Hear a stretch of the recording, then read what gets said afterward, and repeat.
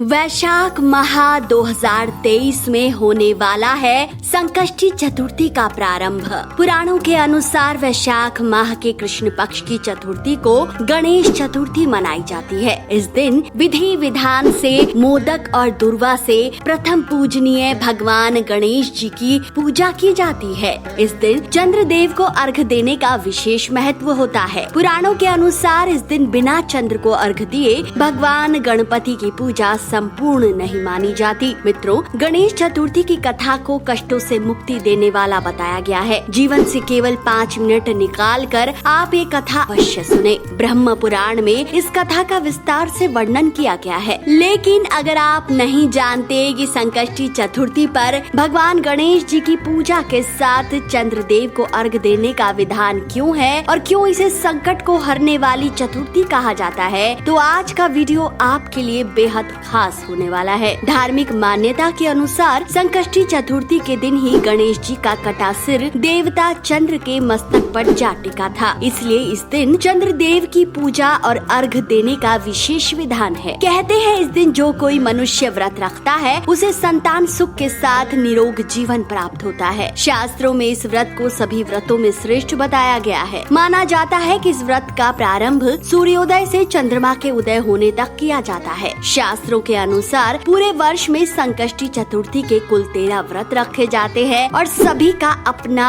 अपना अलग महत्व है। इस व्रत को भारत में पूरी आस्था और नियम के अनुसार किया जाता है। आज भी कई राज्यों में इसे संकट चौथ, कहीं वक्रतुंडी चतुर्थी, कहीं तिलकुटा चौथ तो कहीं माही चतुर्थी के नाम से बुलाया जाता है। कहते हैं इस व्रत को इच्छा पूर्ति के लिए कई लोग 4 साल तो कई इसे 14 साल के लिए रखते हैं। कहते हैं गणपति के पूजन से जीवन में आने वाली सभी नकारात्मक प्रभाव दूर हो जाते हैं। इसलिए इसे विकट संकष्टी चतुर्थी व्रत भी कहते हैं। मित्रों, इस दिन सुबह से ही भद्रा लग रही है। हालांकि सिद्धि योग में विशाखा और अनुराधा नक्षत्र है। तो चलिए जानते हैं कि विकट संकष्टी चतुर्थी कब है। पूजा मुहूर्त, भद्रा काल और चंद्रमा को अर्घ देने का समय क्या है। पंचांग के अनुसार वैशाख माह के कृष्ण पक्ष की चतुर्थी तिथि 9 अप्रैल दिन रविवार को सुबह 9:35 तक है। उसके बाद इस तिथि का समापन अगले दिन 10 अप्रैल सोमवार को सुबह 8:37 पर होगा। संकष्टी चतुर्थी के लिए चंद्रमा का उदय चतुर्थी तिथि में होना आवश्यक है। इस आधार पर विकट संकष्टी चतुर्थी का चंद्रोदय 9 अप्रैल को हो रहा है। इसलिए विकट संकष्टी चतुर्थी का व्रत 9 अप्रैल को रखा जाएगा। लेकिन सावधान मित्रों, क्योंकि इस दिन भद्रा का साया भी है। सुबह 6:03 से सुबह 9:35 तक भद्रा का साया रहेगा। सुबह 8:02 तक भद्रा का वास पाताल लोक में है, यानी पृथ्वी पर रहेगा। जबकि स्वर्ग लोक में यह सुबह 8:02 से सुबह 9:35 तक रहेगी। संकष्टी चतुर्थी की पूजा की मुहूर्त की बात करें तो उन्नति मुहूर्त सबसे उत्तम मुहूर्त है। सुबह 9:13 से सुबह 10:48 तक ये मुहूर्त रहेगा। इसके अलावा अमृत का सर्वोत्तम मुहूर्त भी है। सुबह 10:48 से दोपहर 12:23 तक रहेगा। ऐसे में मित्रों, संकटों से मुक्ति और उन्नति की प्राप्ति के लिए आपको इन 2 शुभ मुहूर्त में चतुर्थी की गणेश पूजा